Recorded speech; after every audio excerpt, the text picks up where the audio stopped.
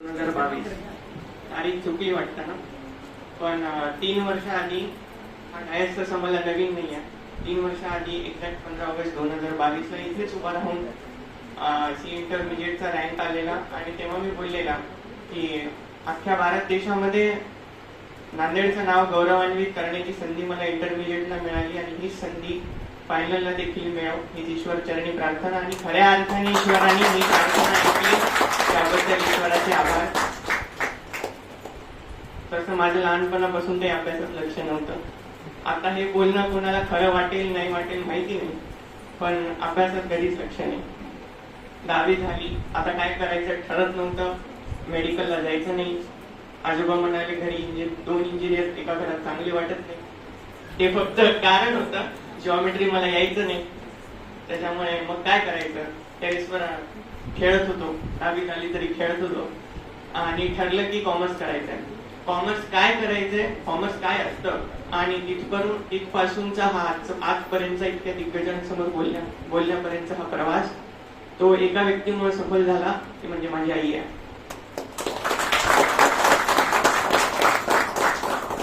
आजचा दिवस तसा फार खास आहे.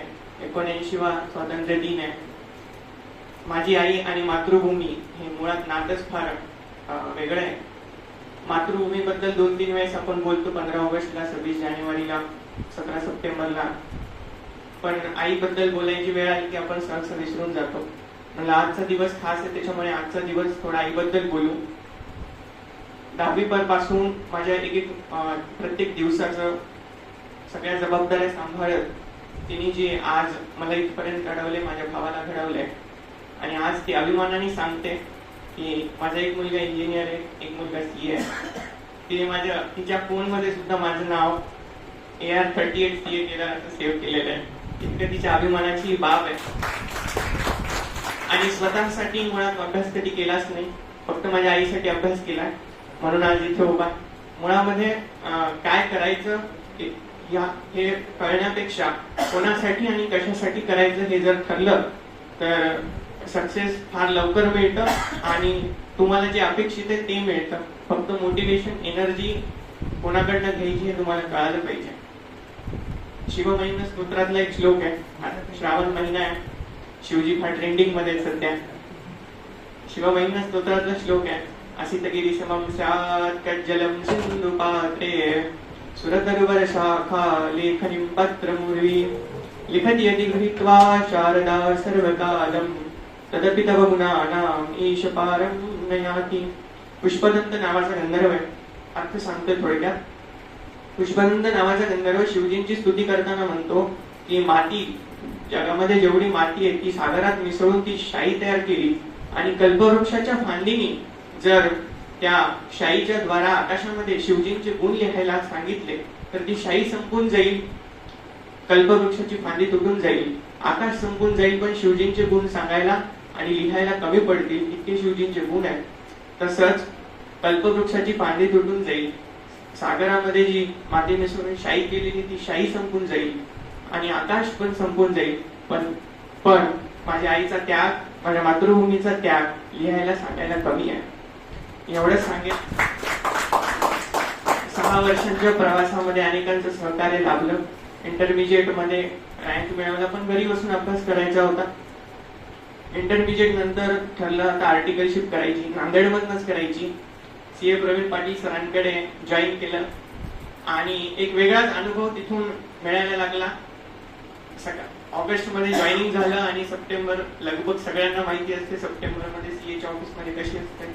सकाळी 8 वाजता आम्हाला बोलवलं जायचं ऑफिसला. 7:55 मी तिथे हजर असायचो. एक वेळेस पाहिलं सरांनी, दुसऱ्या दिवशी पाहिलं, तिसऱ्या दिवशी मला म्हणले ऑफिस खालच्या मजल्यावर आहे, सरांचं घर वरच्या मजल्यावर आहे. ते रोज खिडकीतून मला पाहायचे. एक दिवशी त्यांनी आवाज दिला, मला म्हणाले केदार तुझी पूजा तर होते ना, पूजा अर्चा करून येत जा आणि जर होत नसेल तर उशिरा येत जा. जगात असा कुठला बॉस नसेल तो आपल्या आर्टिकलला म्हणेल केदार उशिरा आला तर चालेल. त्याच्यामुळे मी रोज देवाकडे प्रार्थना करतो की असा बॉस मला नेहमी मिळू दे.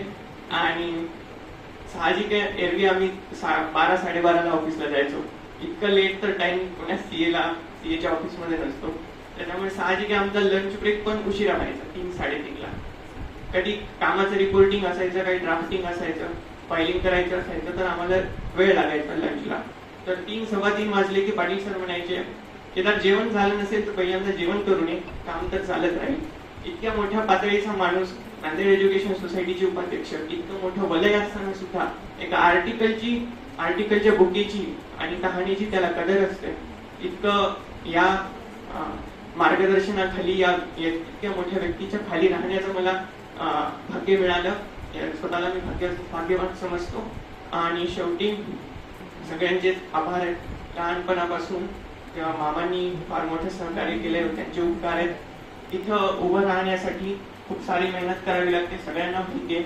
खूप साऱ्यांचे उपकार, माझ्या नावापुढे सीए लागले, पण त्याच्यासाठी अनेकांची मेहनत आहे, हे नाकारून चालत नाही. त्या सगळ्यांना नमस्कार करतो. माझे मामा आहेत, दोन्ही मामा आहेत, आजोबा आहेत, आजी आहेत, त्या सगळ्यांना वंदन करतो आणि ईश्वरचरणी हीच प्रार्थना करतो की आज हा प्रवास संपलेला नाहीये. अजून ही तर प्रवासाची फक्त दिशा बदलली आहे. अजून खूप काही करायचंय, करून दाखवायचंय आणि याच मोटिवेशननी पुढे पण काम करत राहील.